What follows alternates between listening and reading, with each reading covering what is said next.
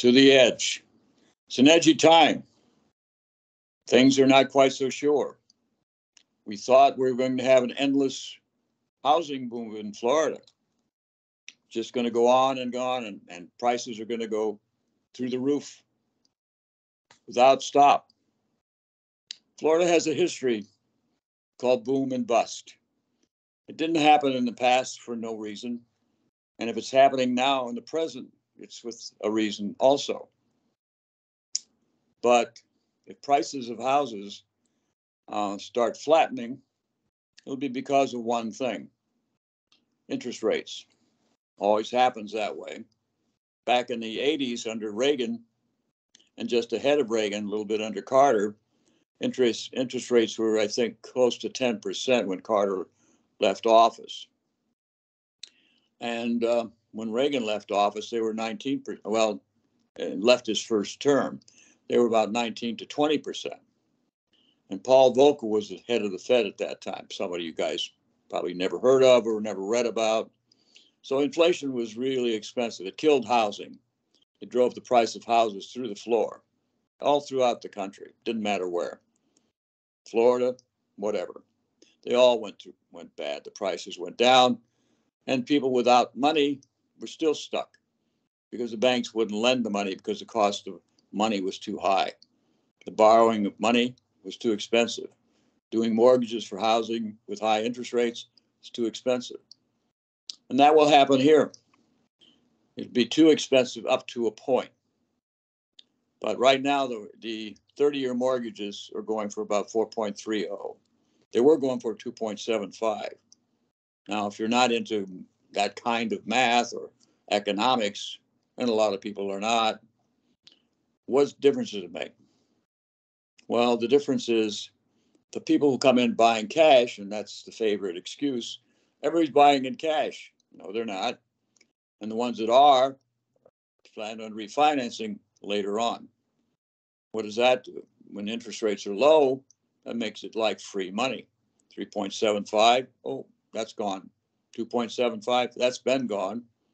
4.30, oh, that's where we are. That's with a 0.25% increase from the Fed, the Treasury.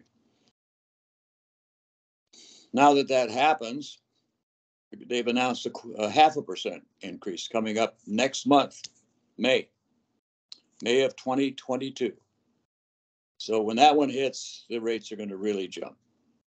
And one more thing is going to come into play in Florida, and that is the insurance companies. They're fleeing Florida every month, 5 or 10, almost one every week is leaving the state. Housing insurance. The major insurer for housing is Citizens. It's owned by the state of Florida. There's almost a million people under that insurance blanket. Now, this is not the fault of Governor Desantis, the current governor. He inherited some of this. Governor Scott was really a winner. The guy that took the fifth 75 times over Medicare fraud. Really a good guy, a good governor. He got reelected twice. Amazing. Because they knew this when he went in for the first time. Now he wants to terminate, as a senator, he wants to terminate sunset Social Security and Medicare. It'll sunset after 5 years. That's wonderful for people depending on Social Security. That's the senator of the state of Florida. But the governor's got himself a real pickle with insurance. But his other pickle is one that he chose to stick in his own mouth. So he's walking around with a pickle saying, Disney can't do what it wants to do in its own taxing district. I'm going to call an end to that.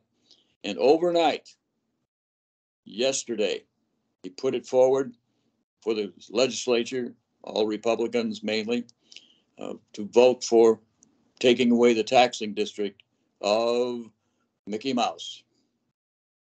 And that'll affect Universal Studios and all the other entertainment centers because of the relationship to the taxing district. What Universal gives to Disney, they give it to the taxing districts are shared by the entertainment industry.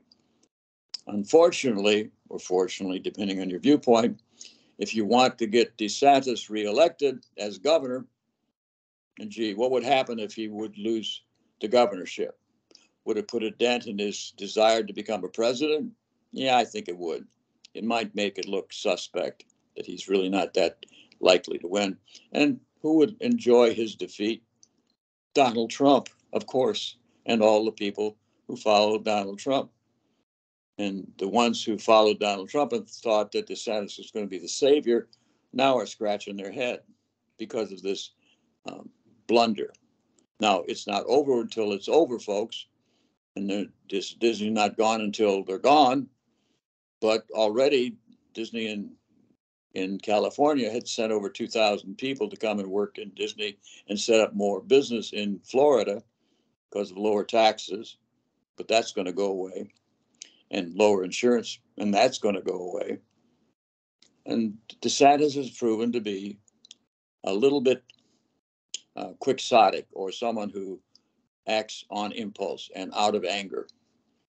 And what he has done, and he did it for show. I'm going to save the families from teachers who teach about gay. Don't say gay.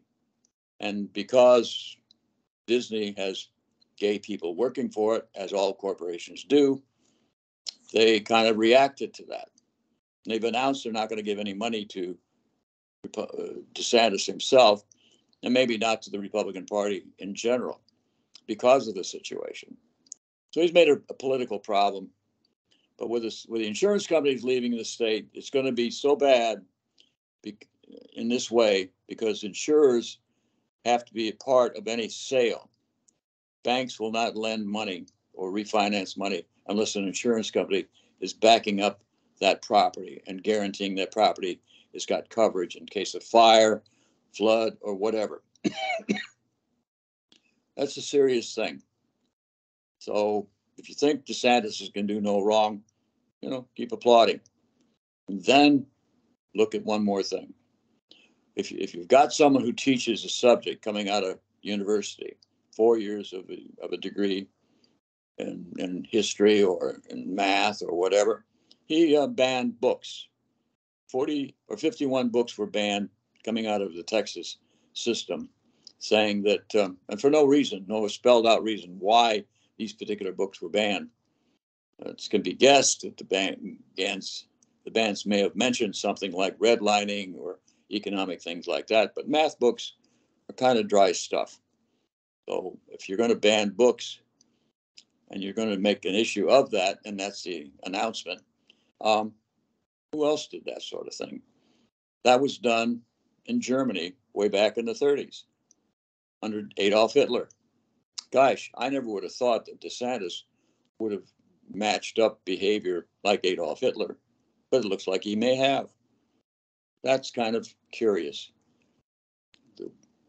Better than ban books, maybe, to get more notoriety, and that Hitler got notoriety to do this too. Just go out and burn the book, create a big bonfire, and let people know those books mentioned critical race theory. Those books mentioned gay. Those books are banned. I say so. I don't care how educated the teachers are, how much they like to teach things freely and what their degrees mean. I'm going to decide what people are going to be taught, and I'm going to protect all the families from that kind of experience. That is kind of what will tell what corporations come to Florida anymore. When you have a leader that says, I want your kids educated my way, not from an academic way, educated people at the college and university level. No, I will decide, not they. Not those teachers will decide. And if they do what I don't want them to do, they can be jailed. There's threats in here of people going to jail for going against me and my rules. That's what a dictator does do. And DeSantis, unfortunately for him, I think he's blundered. And so, however you love or criticize or comment on this particular governor of Florida, there's always a governor that's worse. And the guy in Texas is infinitely worse. He shut down the border with trucks and not letting them through and all sorts of things, running the cost up and blocking products from coming into the country. Infinitely worse. And he's blundered too. But actually, the blunder of Disney and putting your hand over the mouth of Mickey Mouse. Mickey, stop talking. I'm not going to let you talk. Oh, I'm just Mickey Mouse. Oh. I said, stop talking, Mickey. Okay. So bye-bye, Mickey.